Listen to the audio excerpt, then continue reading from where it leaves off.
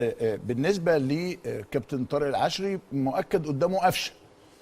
هل هيتلعب ضاغط على قفشه؟ ممكن نلاقي زي زمان يقول لك، كان واحد زمان يقول لك مالكش دعوه بالكوره، العب مان تو مان مع اللاعب ده. والاسلوب اللي لعب بيه حسام حسن ولعب بيه باتشيكو شكل حلو في الملعب، لكن في النهايه النتيجه راحت للنادي الاهلي.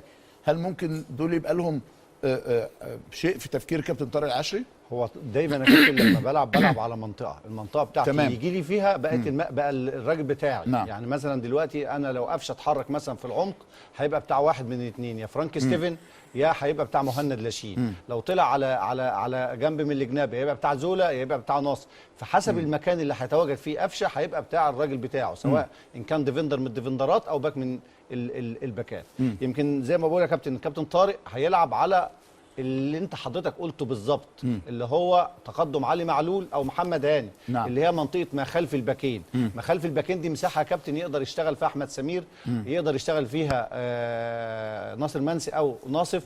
وخاصه ان لما يخش يا كابتن احمد سمير و ناصر منسي لجوه بيسهلوا ويطلعوا محمد جنبين ناصف وزولا علشان يبقى عندهم المكان بيفضوه. فبالتالي الكابتن طارق في الحته الهجوميه هيشتغل على دي، على الحته اللي هي ما خلف الباكين. نعم. علشان خاطر العناصر بتاعه النادي الاهلي زي قفشه، زي جيرالدو، زي الحسين الشحات اللي هيلعبوا.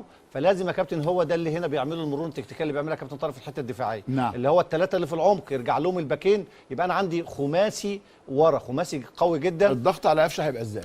ما انا بقول لحضرتك يا كابتن لو هو لعب في عمق الملعب تحت ممكن يخصص له فرانك ستيفن.